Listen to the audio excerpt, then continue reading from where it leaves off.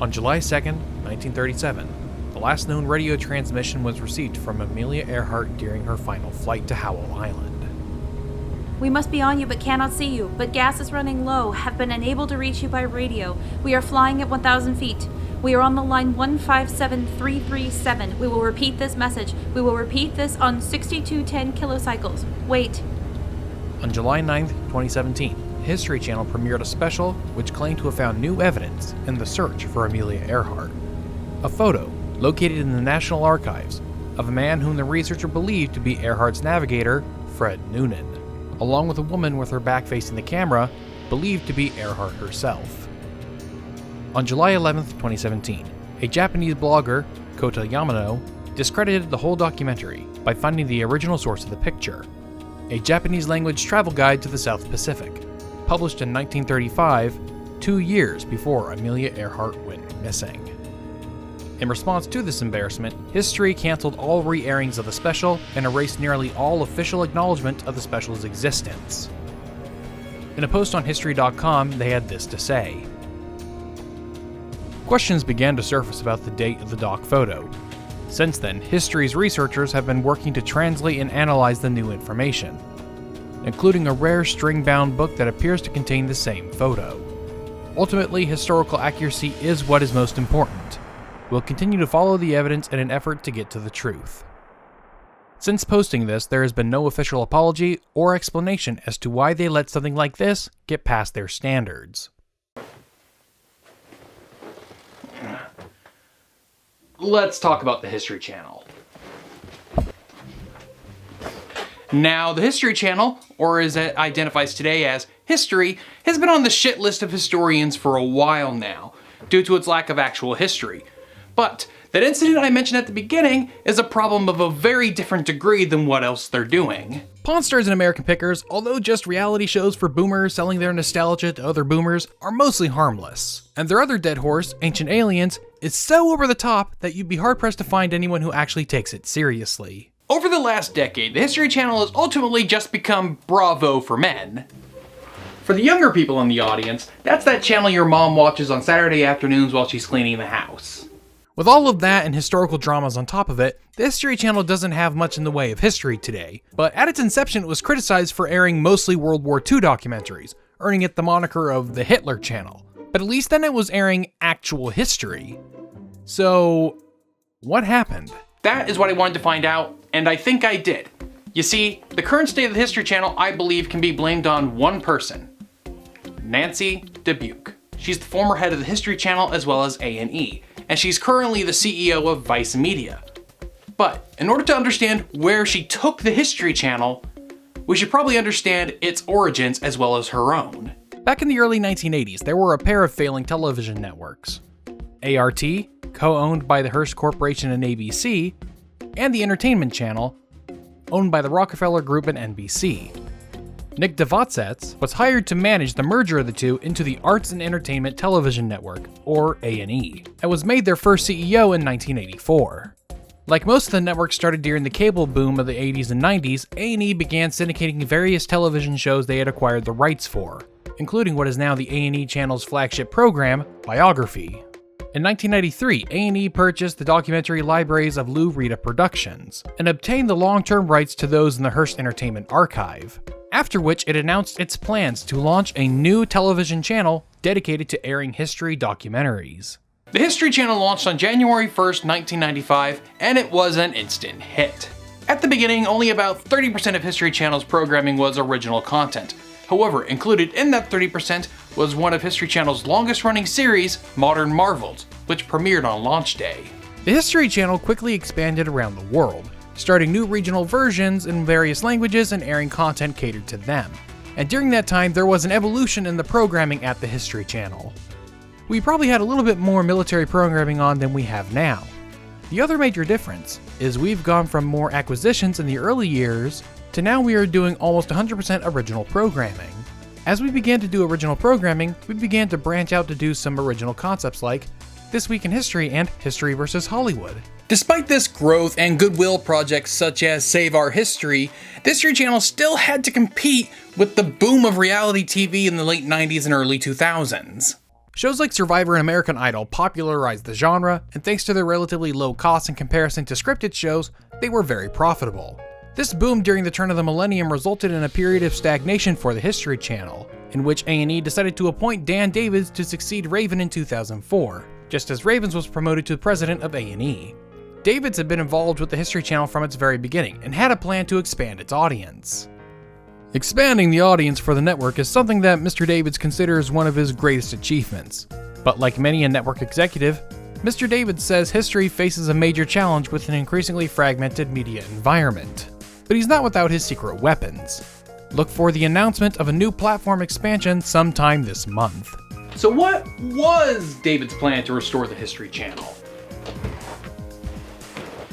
Well, we don't know. You see, the article announcing this plan was published in April of 2006, but by June of that year, Nancy was put in charge of overseeing the History Channel, and by January 1st of 2007, she was promoted from Vice President of Nonfiction Programming at A&E to being President of the History Channel. So prior to this elevation, Dubuc oversaw the creation of numerous reality shows at A&E's other channels, such as Dog the Bounty Hunter and Chris Angel Mindfreak. As an AETN loyalist, Dubuc made for the right candidate for the job, Raven told BNC, citing Dubuc's company knowledge, creative instincts, relationship with the creative community, and business acumen. Raven said Dubuc's first order of business will be to continue branching out the channel onto multiple platforms. Although the programming she has overseen at A&E has helped drive down the channel's median age significantly, don't expect the same edgier fare at History, whose target audience skews much older. Nancy's tenure as president of the History Channel irrevocably transformed it into what we know it as today. While overseeing the channel in 2006, Dubuc brought on Thomas Beers, the producer behind the Discovery Channel show Deadliest Catch, to produce an original reality show for the History Channel. This show would be based on an episode of Modern Marvels, and would become Ice Road Truckers in 2007. The show was a great hit and breathed new life into the channel. This was followed up by another reality show in 2008, Axemen. Now, from looking at the history of the History Channel, you will find that when they find something that works, they double, triple, and quadruple down on it. But Pawn Stars wouldn't just be part of the quadrupling down from before, but rather it would spawn its own septupling down from the channel. Pawn Stars premiered in August of 2009, and would quickly become not only the most popular show on History, but one of the most popular shows on television. This show has spawned 7 different spin-offs. American Restoration in 2010, Counting Cars in 2012, Pawn Stars UK in 2013, Pornography and Pawn Stars South Africa in 2014, and Pawn Stars Australia in 2015. One spin-off, however, caused a fair amount of drama between the cast of the original Pawn Stars and the History Channel, which happened to be the very first and one of the shortest-lived spin-offs, Cajun Pawn Stars. According to some discreet sources I have connected to the cast, Rick Harrison owns the trademark for the name Pawn Stars. In 2011, History, presumably under the direction or approval of Nancy Dubuc, went over the heads of the original Pawn Stars and ordered Left Field Productions, the studio that produces Pawn Stars, to make the show. According to Rick Harrison and others, they didn't hear about Cajun Pawn Stars until it was publicly announced several weeks before its premiere. And they were pissed. They have claimed that History had promised not to make any other shows with the Pawn Stars name. The story doesn't end there though. You see, the only reason any of us outside of this whole situation know anything about it is because information about it was leaked to TMZ in January of 2012. Now, allegedly, this leak came from the Pawn Stars' former manager, Wayne Jeffries, who was later fired. And this firing was supposedly due to pressure from History Channel and A&E on the Pawn Stars cast in order to push this scandal under the rug. Well, in response to this firing, Wayne Jeffries sued History, A&E, and the Pawn Stars cast for violation of contract. The reason I bring all of this up is because as bad as the reality shows are, there's a good chance that they might be worse than they had to be because of the meddling from executives at the History Channel and A&E.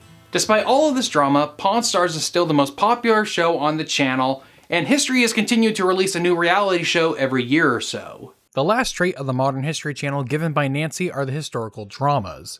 This trend began surprisingly early in 2009, when they announced that they would be producing and airing a show about the Kennedys, filled with sex and political intrigue. As the show continued its productions, problems of historical accuracy began to emerge, so much so that in early 2011, History announced that it would not air the show. It should tell you something that the show was so historically inaccurate that even the already besmirched History Channel wouldn't show it.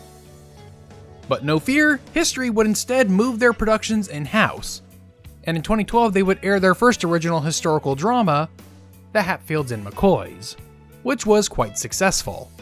The next year, just as Dubuc was leaving the History Channel to become the CEO of A&E, History premiered Vikings, a show clearly designed to win over that Game of Thrones audience.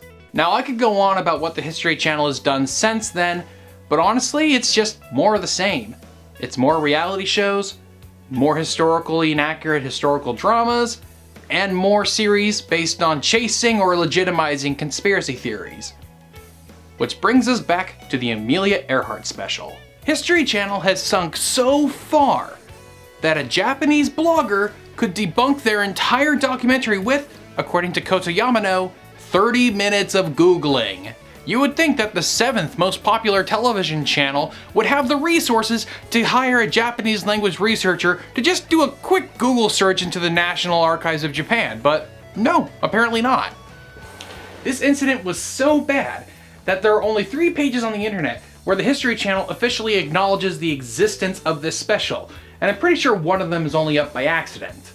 There's a page on History.com giving a synopsis for the special, and an article going over the evidence they used in the documentary. The only video evidence they left standing is a promo for the special on History's Australian New Zealand channel with under 200 views as of writing this script. Links to all of these can be found in the description. Now, what if you want to find the documentary itself? Well, the special aired only once, but someone managed to record it and upload it to YouTube. That video is no longer available, but if you use the Wayback Machine, you can find it. So, is there a way to save the History Channel? At this point, I would argue that it really can't be saved. And to be quite frank, it doesn't need saving. It's not that there's some secret things going on behind the scenes that I'm aware of. It's just that the History Channel isn't for historians. It's not serving content for people who scrutinize the material they consume. It is first and foremost an entertainment channel. And when it comes to that, they are succeeding. Their ratings are better than ever, and ultimately Nancy Dubuc did her job. She oversaw the greatest expansion in the channel's history, and she did so by following the popular trends elsewhere on TV. And I have to ask, can you really blame her for that? Ultimately, a television channel needs to be profitable to stay alive, no matter what its supposed mission is. The History Channel has no history? Well, MTV stopped being about music a long time ago. The future of good history content is right here on YouTube, be it from me or from one of my many colleagues.